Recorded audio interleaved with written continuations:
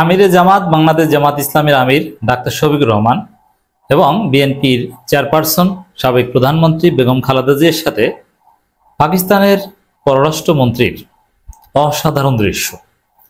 দুইজন অসুস্থ জাতীয় নেতাকে পাকিস্তানের পররাষ্ট্রমন্ত্রী দেখতে গিয়েছেন, বাংলাদেশের ভবিষ্যৎকে দেখতে গিয়েছেন। দর্শক, এতে ওই পাড়ায় জ্বালা পড়া শুরু হয়ে গেছে, দৌড়দৌড়ি শুরু হয়ে গেছে। দর্শক, পাকিস্তানের প্রধানমন্ত্রীর বাংলাদেশ সফর এটা মূলত বাণিজ্যিক এবং অর্থনৈতিক, কিন্তু ভারতের আধিপত্যবাদের বিরুদ্ধে একটা বার্তা রয়েছে। মনে রাখবেন, বাংলাদেশের যে কোনো কাজ যেটা ভারতকে জ্বালা দেয় এটি বাংলাদেশের জন্য কল্যাণকর। খালেদা জিয়া এবং ডাক্তার শফিকুর রহমানের সাথে পাকিস্তানের পররাষ্ট্রমন্ত্রী বৈঠকে ভারতকে জ্বালা দিয়েছে, যার ফল আমরা দেখতে পাচ্ছি মুহূর্তের মধ্যেই। এই বৈঠকের কিছুক্ষণের মধ্যেই ভারতের দালালেরা লাফালাফি শুরু করেছে, আওয়ামী লীগ ঝটিকা মিছিল করেছে। অবশ্য একটা ডলা খাওয়ার রাস্তা এসেছে। ওদের জন্য মায়া হয় যে নেতারা বিদেশে বসে উস্কানি দেয় আর দেশের ভিতরে বসে ডলা খায়। ডলা খেয়ে কিছুদিন পর হাতে পায়ে ধরে যে না, আর আওয়ামী লীগ করবো না। যেরকম গোপালগঞ্জে আওয়ামী লীগের লোকজন দলে দলে পদত্যাগ করছে, পদত্যাগের হিড়িক আপনারা দেখেছেন। কয়েকদিন পর পর গোপালগঞ্জের আওয়ামী লীগের নেতৃস্থানীয় লোকজন দলে দলে পদত্যাগ করছে।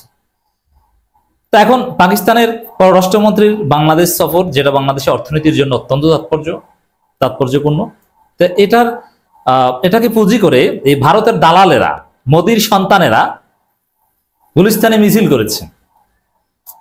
এর অর্থ যে ওই পাড়ায় নাড়াচাড়া শুরু হয়ে গেছে। এখন মোদির সন্তানেরা মিছিল করেছে, এটাকে আমি ডোমেস্টিক পলিটিক্যাল কোন স্পেয়ার হিসাবে দেখতে চাই না। এটা ভূরাজনৈতিক একটা প্রভাব।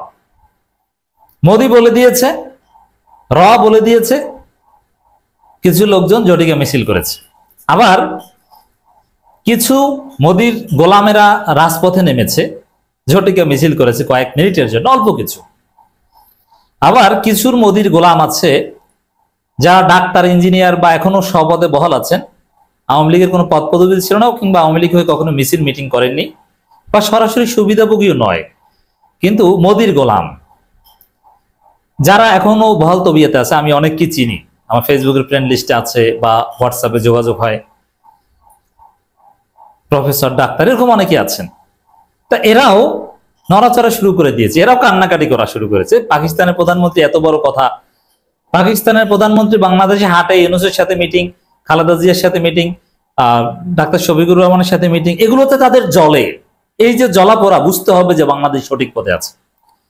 ৭১ নিয়ে বা ৭১ কেন্দ্রিক যে বিষয়গুলোর কথা বলা হচ্ছে, এগুলোর কোন তাৎপর্য নেই। ৭১ সেটেলড ইস্যু। পাকিস্তান একাধিকবার ক্ষমা চেয়েছে।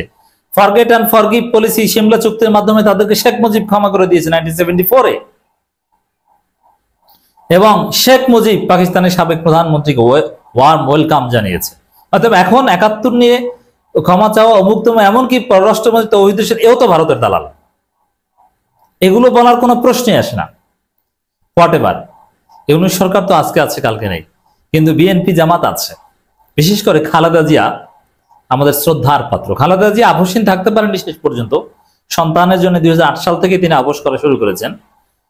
তারেক রহমান রাজনীতি করবেন না এই মুসলেকার বিনিময়ে, লন্ডনে চিকিৎসা করতে যাওয়ার বিনিময়ে খালেদা জিয়া আপোষ করে নির্বাচনে গিয়েছিল 2008 সালে, যার ফলশ্রুতিতে 16 বছরের ফেসিবাদ এবং জামাত নেতাদের এবং বিএনপির অনেক নেতাদের ফাঁসি।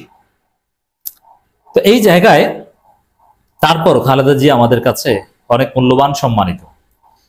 দেখেন, মির্জা ফখরুল্লাহ, শামা ওবায়দরা, আমির খসরু, সেলিমা রহমান, মঈন খান, এরা পাকিস্তান পররাষ্ট্রমন্ত্রীর সাথে মিটিং করেছে একদিন আগে, কিন্তু এই ছবি বিএনপির মিডিয়া সেল কোনোভাবে প্রচার করেনি। কিন্তু খালেদা জিয়ার সাথে মিটিং এর ছবি কিন্তু ঠিকই প্রচার করেছে। কারণ খালেদা জিয়া এবং বিএনপির ভারতপন্থী দালালেরা এক নয়, খালেদা জিয়া আলাদা। আবার খালেদা জিয়ার মুখের হাসি দেখেছেন পাকিস্তানের পররাষ্ট্রমন্ত্রীর সাথে বৈঠকে, খুব সুন্দর হাসি। মানে খালেদা জিয়া তো ভারত বিরোধী, আর ভারতকে শায়েস্তা করার জন্য পাকিস্তানকে আমাদের দরকার। আর পলিটিক্স এটাই। ভারত তার স্বার্থে 1971-এ আমাদেরকে সহযোগিতা করেছে, আমাদের স্বার্থে আমরা সহযোগিতা নিয়েছি। 16 ডিসেম্বরের পরের দিন যদি বাংলাদেশের স্বার্থে প্রয়োজন হয়, 1971 সালের 16 ডিসেম্বরের পরের দিন যদি প্রয়োজন হতো, পাকিস্তানকে সাথে নিয়ে ভারতকে সাহায্য করতাম।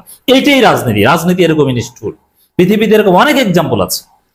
যার হাত ধরে আপনি স্বাধীন হয়েছেন, সেই পরাজিত শক্তির হাত ধরে যে আপনাকে হেল্প করেছে তাকে আপনি আবার ধোলাই দিবেন। এটাই আন্তর্জাতিক রাজনীতি। স্বার্থের জন্য যেটা করা প্রয়োজন সেটাই করবে। ভারত তার স্বার্থের বাইরে এক বিন্দু পরিমাণও বাংলাদেশে হেল্প করেনি, পুরোটাই তার স্বার্থে। স্বার্থ থাকলে হেল্প করেছে, স্বার্থ না থাকলে হেল্প করতো না। এই সহজ হিসাব। তো দর্শক, এই জায়গায়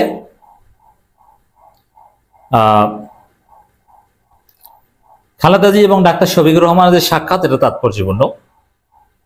এর থেকে ভারতের দালালেরা কিংবা মোদির পুতেরা ধারণা করেছে বাংলাদেশে ভারতের রাজত্ব চলবে না। খালেদা জিয়া জীবিত থাকা অবস্থায় বিএনপির লোকজন যতই ভারতের ফাঁদে পড়ুক, খালেদা জিয়া মনে হয় টেনে আনবেন।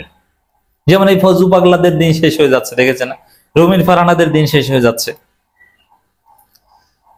তো দর্শক, এজন্যে এই বৈঠক যুগান্তকারী মনে করি ভারতের আধিপত্যবাদের বিরুদ্ধে, এবং বাংলাদেশের উপর যে ভারতের একচাটিয়া প্রভাব এবং বিভিন্ন পণ্যের দাম, পাকিস্তানের সাথে যদি সরাসরি জাহাজ চলাচল শুরু হয়, সরাসরি বিমান চলাচল শুরু হয়, আমাদের বাণিজ্যের যথেষ্ট অগ্রগতি হবে।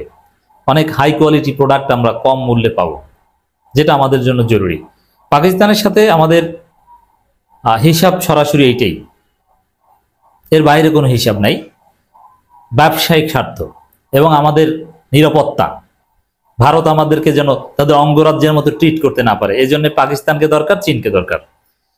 ডাক্তার শফিকুর রহমান মুসলিম ঐক্যের কথা বলেছেন, খালেদা জিয়াও চমৎকার কথা বলেছেন। 45 মিনিটের মতো বৈঠক হয়েছে খালেদা জিয়ার সাথে, মন খুলে কথা বলেছেন। খালেদা জিয়াকে আওয়ামী লীগ আইএসআই এজেন্ট বলতো, আর সেই খালেদা জিয়ার বিএনপি এখন প্রতিপক্ষকে আইএসআই এজেন্ট বলে। এটা বিএনপির জন্য লজ্জাজনক। দুইটা পাকিস্তানের উপপ্রধানমন্ত্রী ও পররাষ্ট্রমন্ত্রী সিনেটর জনাব মোহাম্মদ ইসহাক দার আমিরে জামাত ডাক্তার শফিকুর রহমানের সঙ্গে এক সৌজন্য সাক্ষাতে মিলিত হন। এ সময় তার সাথে ছিলেন পাক প্রধানমন্ত্রীর বিশেষ সহকারী মিস্টার তারিক বাজওয়া, পাক পররাষ্ট্র মন্ত্রণালয়ের ডিরেক্টর জেনারেল সাউথ এশিয়া ও সার্ক মিস্টার ইলিয়াস মেহমুদ নিজামি, ঢাকাস্থ Pakistan high commissioner mister Imran Haider, deputy high commissioner mister Mohammad Wasif এবং political council mister Kamran Dangal. Bangladesh Jamaat ইসলামীর পক্ষ থেকে জামাতের নেতারা উপস্থিত ছিলেন, শরীরে খোঁজ খবর নেন, ফুল দিয়ে শুভেচ্ছা জানিয়েছেন, খালেদা জিয়ার সাথে সাক্ষাৎ করেছেন। এটা স্বাস্থ্যের খোঁজ খবর নেওয়াটা মুখ্য নয়, বাংলাদেশের ভূ রাজনীতির পরিবর্তনের একটা বার্তা প্রদান করাই মুখ্য। এবং পাকিস্তানের প্রধানমন্ত্রী যেটা বলেছেন যে বাংলাদেশের হৃদয় নরম করতে হবে, অথবা মানসিকতার পরিবর্তন করতে হবে, যে ভাষায় বলুন না কেন, 100 বার ঠিক বলেছে। পাকিস্তান 71 এটা একটা সেটেলড ইস্যু, সিমলা চুক্তি হয়েছে, পাকিস্তান ক্ষমা চেয়েছে, এরপরে কোনো এই বিষয় নিয়ে কথা বলার অধিকার নেই, কথা বলার কোনো প্রয়োজনই নেই। ভারতের দালালেরা কথা বলে, কেউ এটা নিয়ে আপত্তি করছে না। এবং ভারতের আরেক পরোক্ষ দালাল পররাষ্ট্র উপদেষ্টা এই ক্ষমা চাওয়ার বিষয়টা আনছে, এটাও অযাচিত। এটা খালেদা জিয়া, শফিকুর রহমানরা বলবেন না আশা করি।